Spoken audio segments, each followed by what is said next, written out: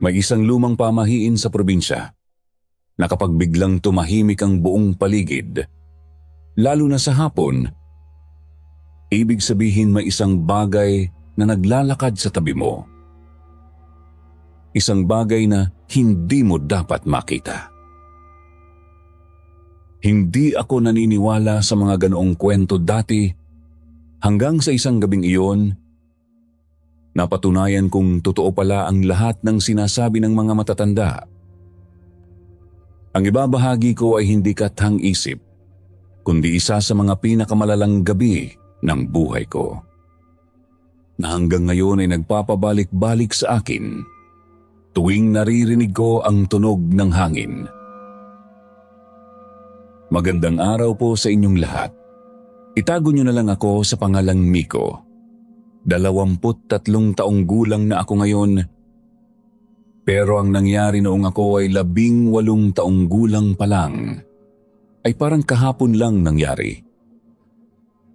Nakatira kami sa isang napakaliblib na barangay sa Quezon, sa may paanan ng bundok kung saan ang tanging daan ay lusak at bato. Noong panahong iyon, wala pang kuryente sa amin.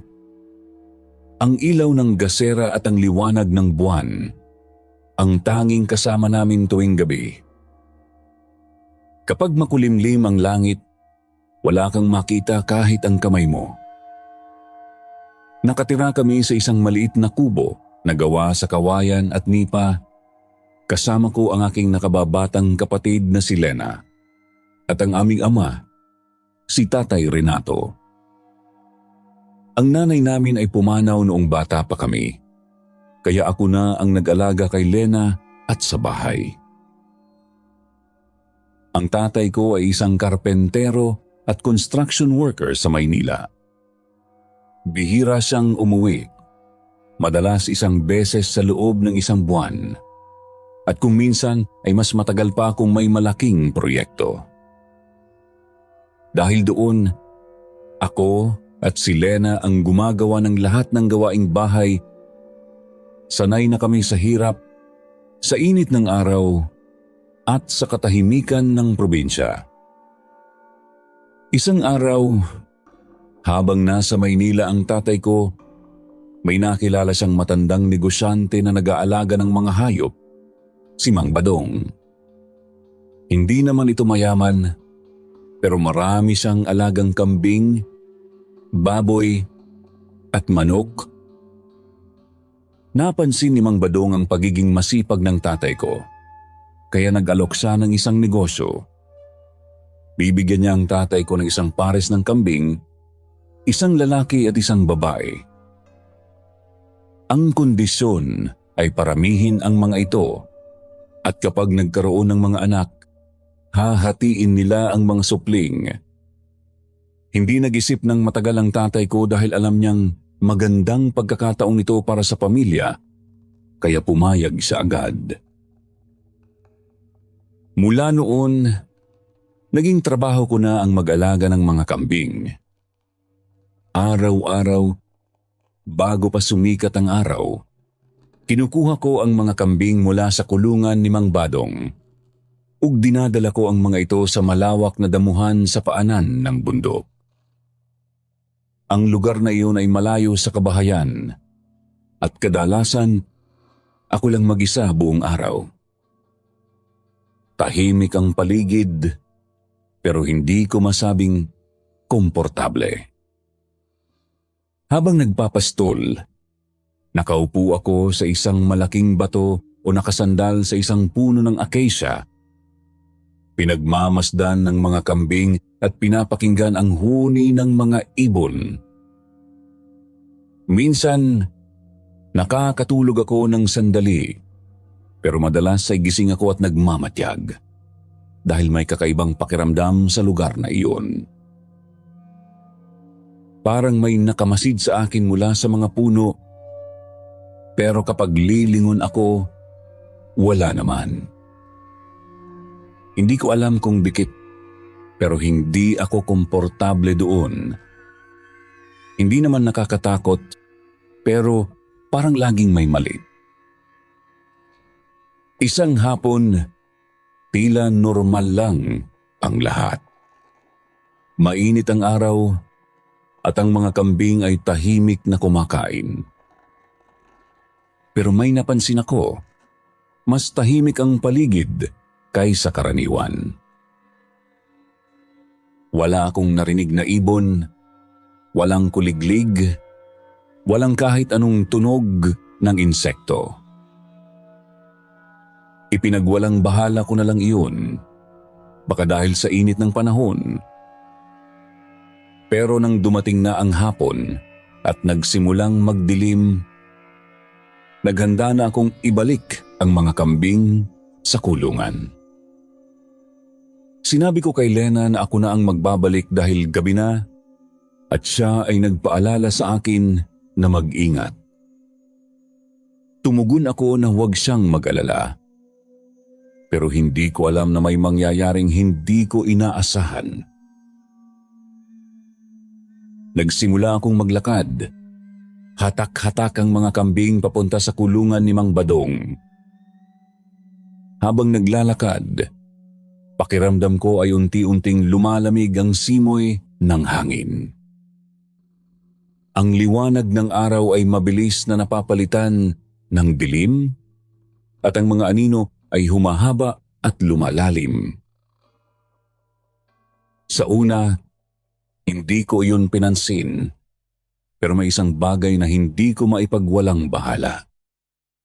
Ang kilos ng mga kambing. Hindi sila mapakali. May ilang humihinto sa paglakad at umaatras, parang natatakot. Hinila ko ang lubid ng mas malakas, pero ayaw nilang sumunod. Nagsisigawan sila ng malakas, at doon ko naramdaman ang isang matinding kaba. Hindi ako nag-iisa. Hindi ko nakita ang mga mata o anino, pero ang pakiramdam ay sobrang totoo.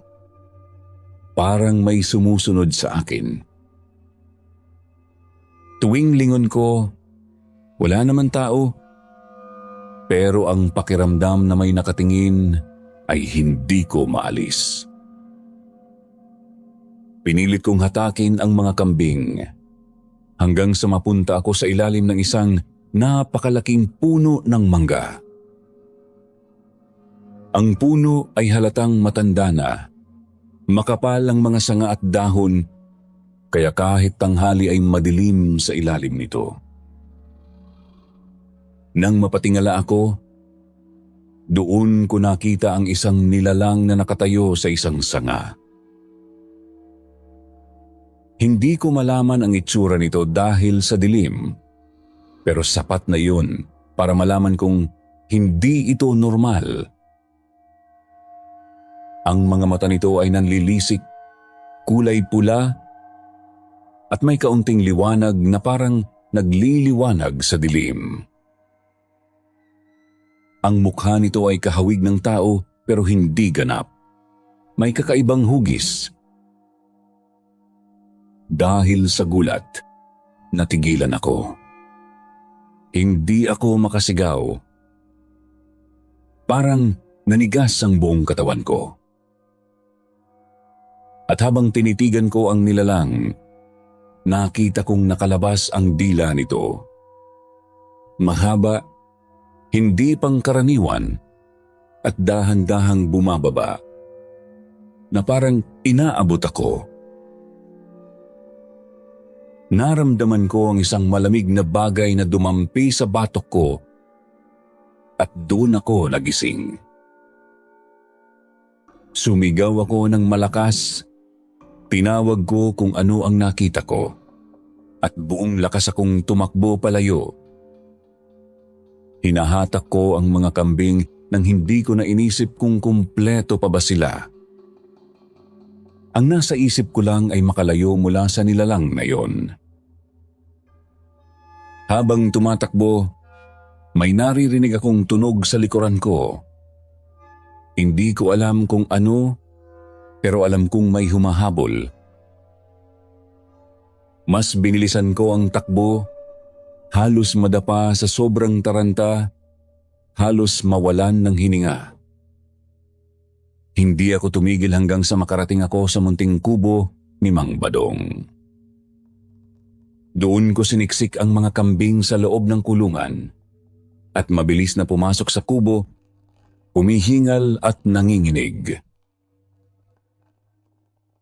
Akala ko ligtas na ako nang makapasok ako sa loob, pero maya-maya pa, narinig ko ang isang mabigat na pagdapo sa bubong. Sobrang bigat ng pagdapong yun. Parang halos bumigay ang bubong ng kubo. Unti-unting nabutas ang nipa at kawayan at doon ko nakita ang isang anino na sumilip sa butas. Hindi ko makita ng mabuti ang mukha nito, pero alam kong iyon din ang nilalang na nakita ko sa puno. Agad akong sumiksik sa isang sulok upang magtago. Hindi ako makasigaw. Hindi ako makagalaw. Natatakot ako. Hanggang sa may nahawakan ako sa tabi ko. Isang kawayan. Ang kawayan na iyon ay kilala sa tawag na buhong kawayan. Isang uri na napakatalas kapag nabiyak. Nang mapagtanto ko iyon, agad kong binali ang kawayan. Ang tunog ng pagkabali ng kawayan ay nagdulot ng kakaibang reaksyon sa nilalang. Parang umatras ito sa bubong, pero hindi ito tuluyang umalis. Pero sa pagkakataong iyon, narinig ko ang isang tunog ng ibon, ang tiktik. Sa pandinig ko, malayo ang tunog na iyon, pero alam ko ang pamahiin. Ang tunog ng tiktik ay baligtad. Kapag ito ay mukhang malayo, ang totoo ay malapit ito.